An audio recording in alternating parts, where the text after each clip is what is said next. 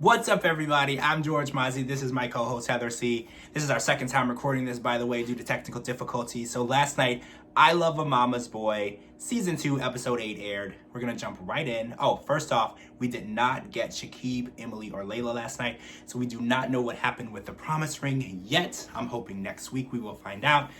The presentation of the ring looked very interesting. I was almost choked on, so we're going to talk about that as it happens next week. Make sure you're live tweeting with us. We were live tweeting last night, and we will be live tweeting every Sunday night.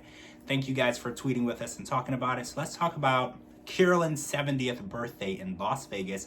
It's at an end, and Tia's upset because most of the trip she was isolated, abandoned, ignored. I don't know, any of those words would probably work. She didn't feel like the attention was on her, which is understandable because Carolyn had just turned 70, and this is Thea's and Carolyn's. It's their annual trip. It's their annual trip. It's a tradition, and she kind of was the third wheel by design because this was done even before. By choice. True. She chose to go. This is true.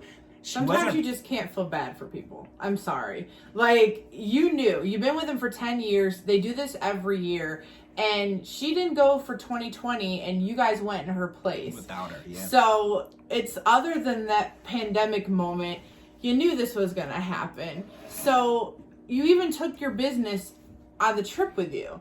So, I feel as though maybe you should have sat this one out, finished your work, planned a couple's type of vacation retreat, celebrated, test the waters, see if he ignored you then for his mom. Then you could have a reason to get upset. You can't get upset with somebody for celebrating someone's birthday. If anything, Carolyn should be upset with Tia for trying to steal the spotlight on her day.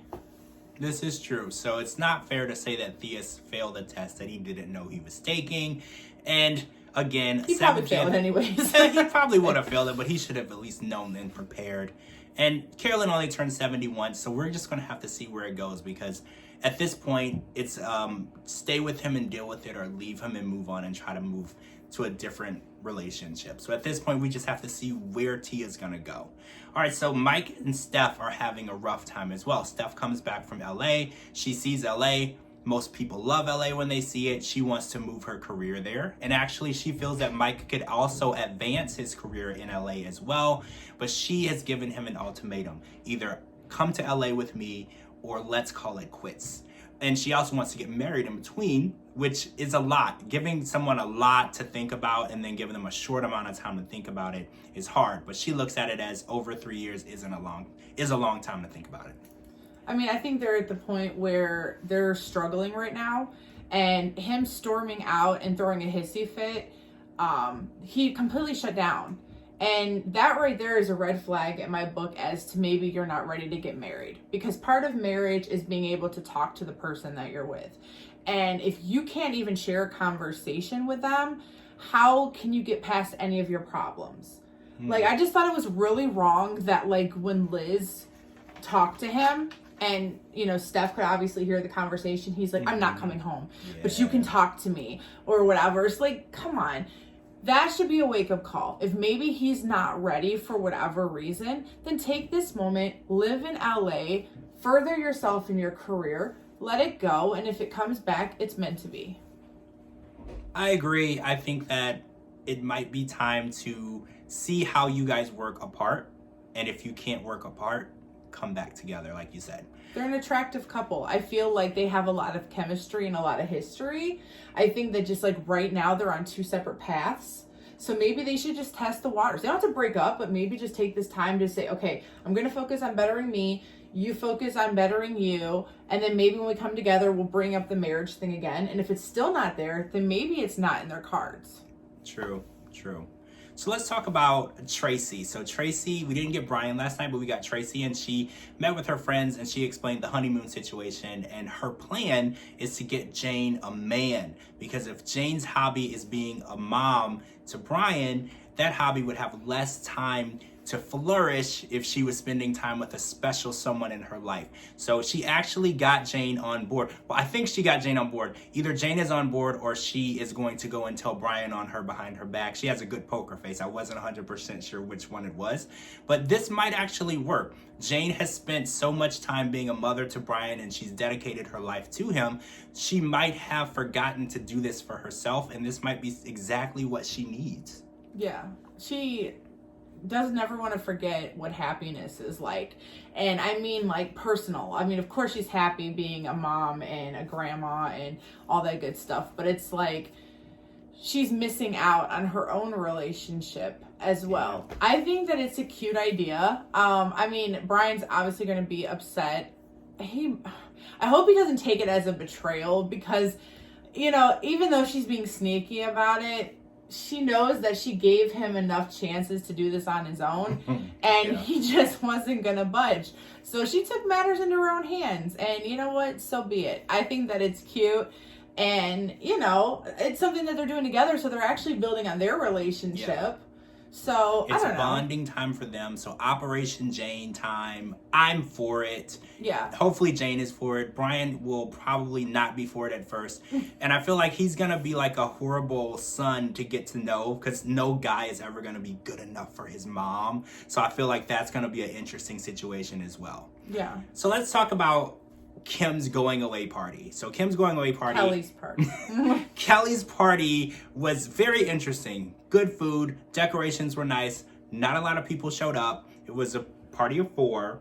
And the present that she gave to Kim was a custom harp chair that she played a spoken word poem on, which I didn't feel like had anything to do with what was going on. So again, Kelly has tried to make herself the center of attention. Even, well, we said with the Mother's Day celebration, that was normal because it was more so a Mother's Day celebration. This was supposed to just be for Kim. There was no other slash to the party. This was just for her going away, and I felt like Kim got the least amount of attention there. I feel like everything that Kelly has to do has to be over the top. This woman was like literally made for some type of TV. Like, she is just, I mean, I've never seen somebody so over the top and so theatrical. I mean, like, even down to her decor and the bird-shaped sink faucet things and everything. Like, I don't know. I mean, I'm not exactly sure why she was performing, as we might call it, at her going away party. Shouldn't maybe like Matt had said, you know, a few words like, I'm so proud of you. You got this. You know, it's a year. Yeah. We'll make it through. Like, I'm not sure how this circled back around to Kelly.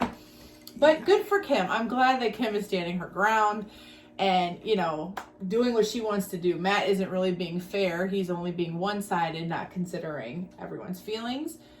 But you know what's funny? And I have to just say this real quick. Nothing is really going to change. If you think about it, with her being there, she's always singled out. He's always with his mom. So what's really going to be different? I'm just saying. Well, that's true. They were always watching TV together and she was alone in her room, and they were always going on playing game nights and leaving her out and everything. Yeah. So nothing is really going to change except the fact that she might be in Austin around men that might be interested in paying attention to her. All that booty that she got. Yeah, hopefully Matt is going to be mindful of the fact that all of that is going to be in Austin, and there may be some guys who take notice to that.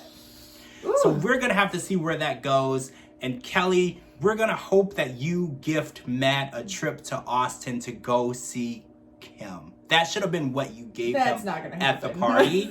Right. We can hope. We could, fingers crossed, guys. So that's it for this episode of I Love a Mama's Way. We're on season 2, episode 8. We don't know how many episodes are in this season, and I'm not going to go and look and ruin it because I don't know. But hopefully there's a lot more to come because there's so much more drama to talk about and see. I'm your host, George Mossey. This is my co-host, Heather C. Our Twitters are at the bottom. Live tweet with us every Sunday night, and most of the cast are also tweeting as well. So join in and talk to us as well. We'll see you guys real soon. Bye.